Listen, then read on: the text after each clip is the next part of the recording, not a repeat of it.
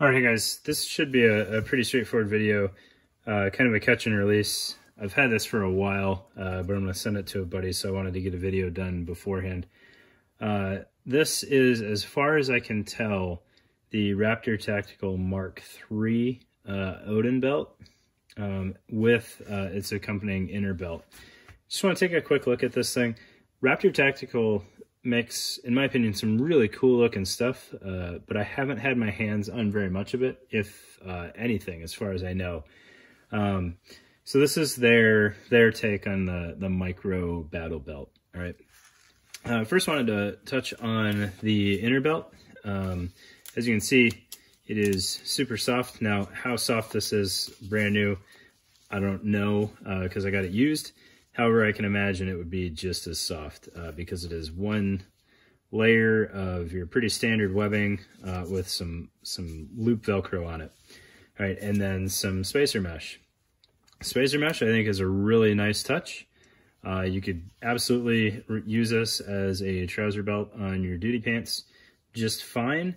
However, I don't think you would have a lot of luck putting a pistol on this if you like to have your UBL hanging off of your pants belt and then all of your other accoutrement on your MkIII belt. So this one is more just a trouser belt with Velcro to interface to the outer belt. All right, but I do think it's nice if you don't want to use your pistol on this. Right, and then the front is just secured with a basic Velcro overlap, as you can see right there. All right. Now, moving on to the outer belt. Again, as far as I know, this is a MkIII. However, it looks a little bit different than the ones that are on the site today. So I don't know if this might be like the Mark II. Mark II is not shown. So it's possible this is an older model. I don't know, because there's a couple different options. You can get different sized or different buckles, as well as what they call the 3-gun stiffness.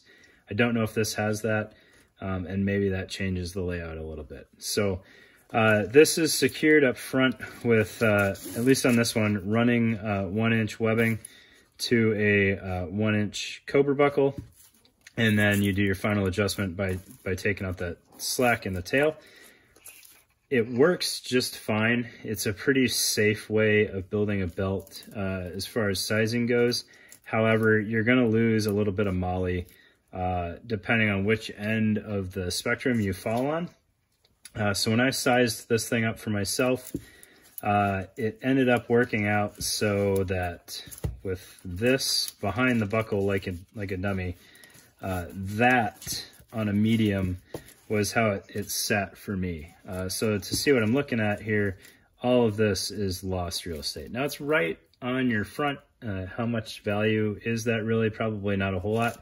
And you know, what do people typically run up front on their belt is a tourniquet or something, or a knife, and you could make that work without MkIII. So not a huge deal. I'm a big fan of the 1-inch Cobra buckles, especially with the 2-inch buckles now not being considered load rated as far as retention harnesses go. So 1-inch buckle, you're not really losing anything. You still have the quick access. It's still plenty strong as a gun belt.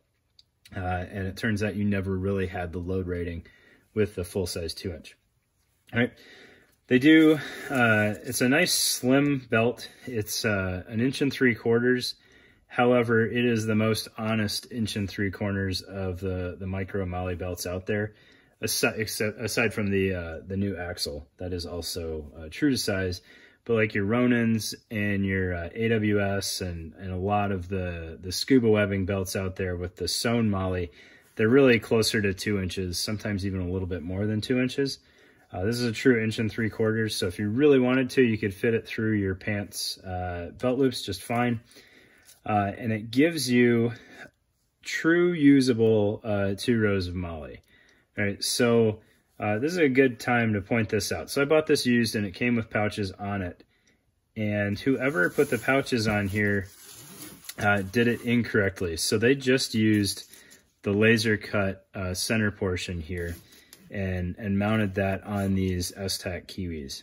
All right, so this is a good time to kind of point out that when you're getting opinions from people online of kit, and this includes my opinions as well, they may not be using it correctly, and that might be where they're drawing some of their either negative or positive opinions from the item. So just kind of, you know, always try to get a couple different accounts of a piece of equipment before you invest your money in it.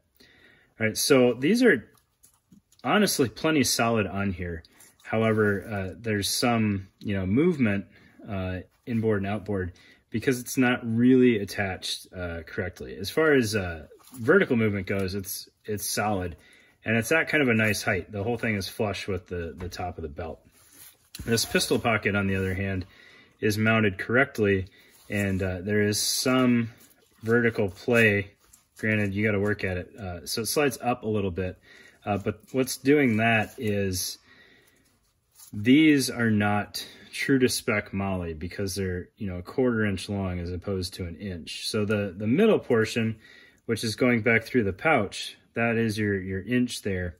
But all of your vertical movement is coming out of the webbing on the pocket itself. All right, so if you were doing, you know, like Hypalon straps on laser cut MkIII on this thing, you could get a good bit more movement because that whole system is just so streamlined, and it doesn't have a lot of vertical bulk there. You might get more movement. All right. Another good test on these belts is how much does it suck threading a old school malice clip through the webbing. If you're doing Ronins and tacos, it's awful. I've never messed around with these S-Tac pouches before. It was actually super easy, but probably because that MkIII is so condensed. All right. The back portion of the belt has Velcro interface. I don't know if that's for the Raptor IFAC or something like that. I don't know, but it's there. And then it marries up just fine with the inner belt. All right, so very streamlined belt. If the height of old battle belts was something you didn't enjoy, this might be a really good option to look at. I don't think their belts have gotten any taller over the years. I could be wrong. I don't know how old this belt is, and I apologize. But that is the Raptor Odin, I think, Mark III in a nutshell. And hopefully you guys got something out of this. Again, Raptor, it looks like they make really good stuff. I haven't had a whole lot of it in my hands, but please check them out. I think they're doing good things. Thanks, guys.